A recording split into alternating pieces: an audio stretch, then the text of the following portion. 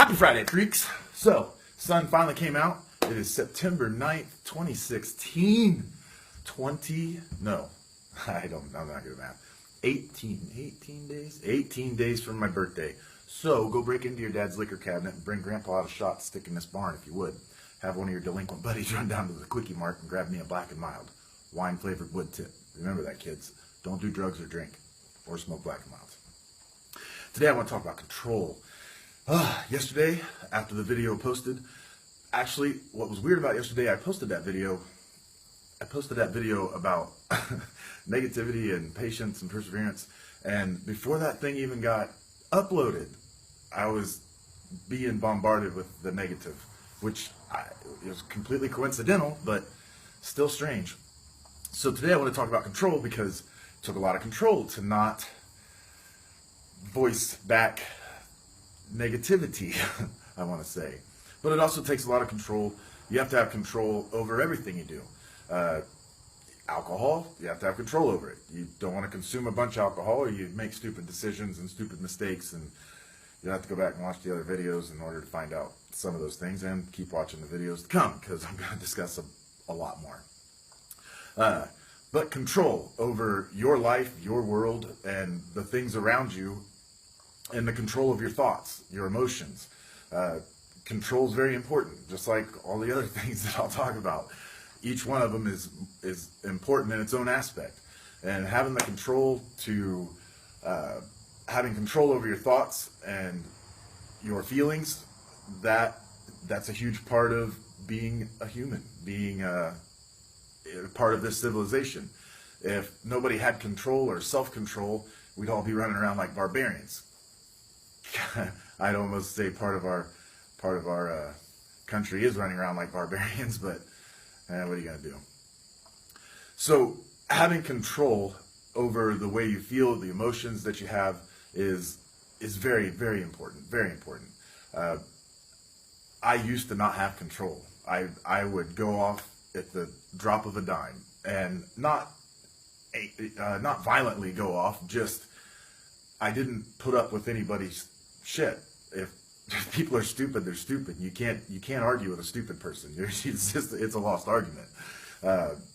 People that try to get on your nerves, and that's all they have. That's all they have is trying to get on your nerves. Their lives are so perfect that's all they have to do, is they have nothing else to worry about. So you have to have control over yourself and the way stuttering around. You have to have control over yourself and the way that you handle things. And when people see that of you, that you handled a certain situation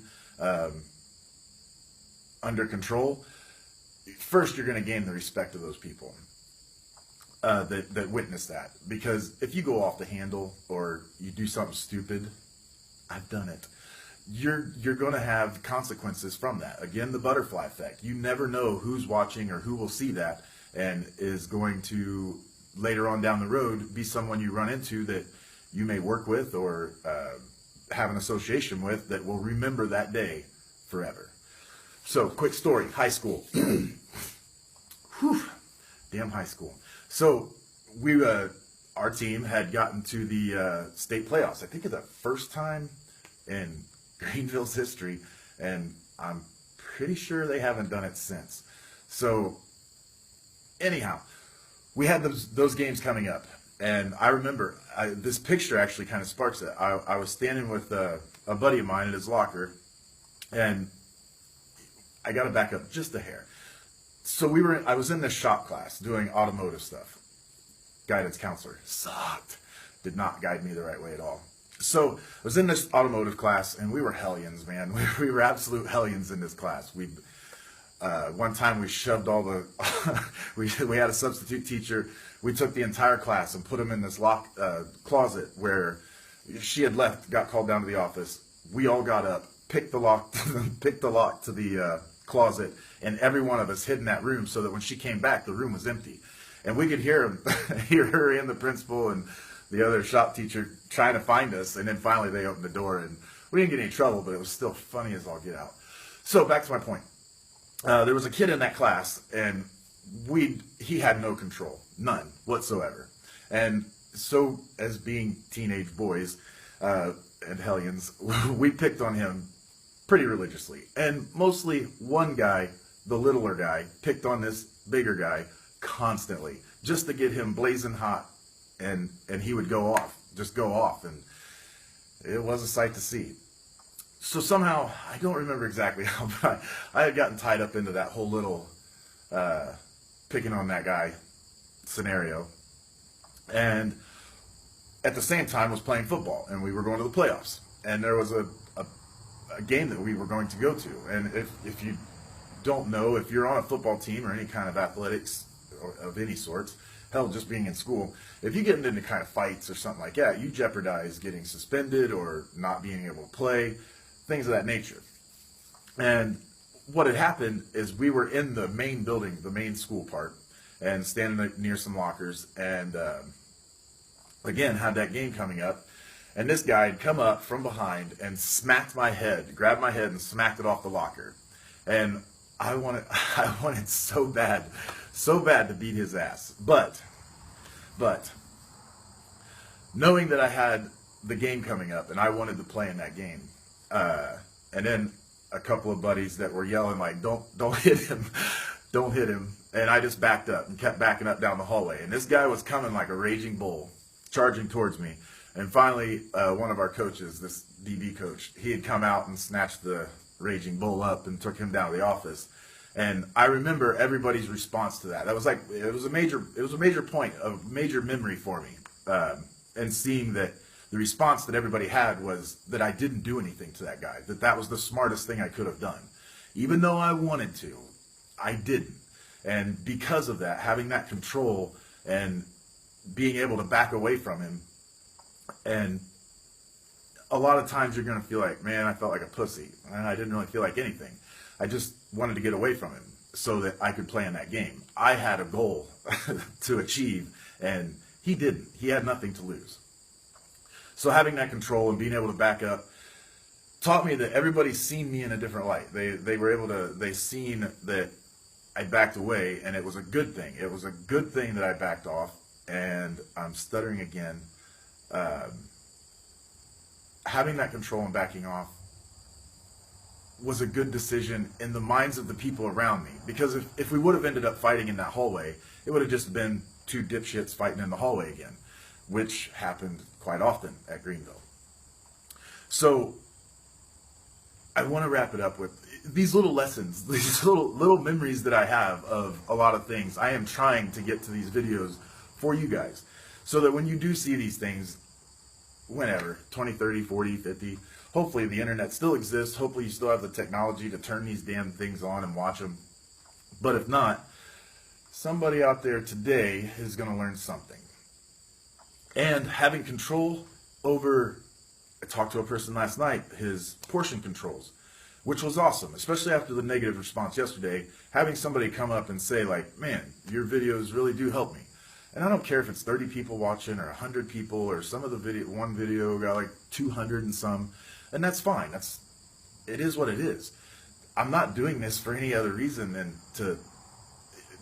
for one, my grandkids and kids, my great grandkids, if they get a chance to see this, they'll actually see me and hear me tell these things instead of the rumor mill or somebody else's version of it. It'll be from my lips to their ears, and it'll probably help them out. Because I didn't have anybody to tell me these things. When I was growing up, I was just winging it on a dreaming a prayer. And I didn't even pray at the time. So it felt good having that guy come up and say that he was, he was getting better. Like it encouraged him to keep trying, and that was awesome. It was really, really an awesome feeling. Didn't make my head swell or change the fact that I'm going to do these videos. It was an awesome feeling, and I hope a lot of other people feel that. There's another person that's going through back surgeries right now that has it's a tough gig, man. When you go through that pain, and if you've never had that kind of pain that people can't see, a missing arm, a missing leg, or you're in a cast, it's just an internal pain, and people don't realize how hard that is to deal with on a daily basis. And to keep pushing forward, to keep waking up, Some people know what they wake up for. When you're in a lot of pain and you're laying there wondering what the hell, what is it that you do wake up for? And eventually you start to ask yourself that, and it becomes a huge issue. And I want to go back to control. You have to be able to control those thoughts, because sometimes those thoughts will start to get away from you. And it comes from the outside influences and the outside things that we've seen and observed that will allow those thoughts to go a little crazy. A theme of a movie, a theme of a TV show, because you're stuck and you're watching these things all the time, it'll get your thought processes going that you don't even understand are happening to you. It's the same way as picking up tendencies off of people that you hang out with, speaking a certain way, or certain movements, certain actions. You pick up tendencies, and tendencies may not be the right word. You pick up ticks, little ticks from people. I'll go with that. Just like people in the South get a southern drawl. If you're from up north and you move down there, you start to say words with a little bit of a southern drawl. It doesn't make you southern, but it happens. That's how our brains are geared.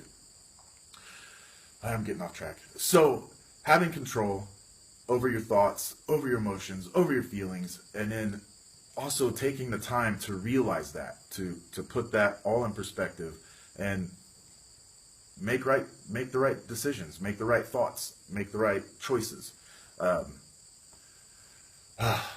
I've got to stop there. I hope everybody has a great Friday. Get out there and do something awesome this weekend. Do something new. I've seen a couple people on their posts, like they like to try something new all the time, and I'm definitely one of those people. I love to explore and get out and go away and do whatever. For the kids, always remember that.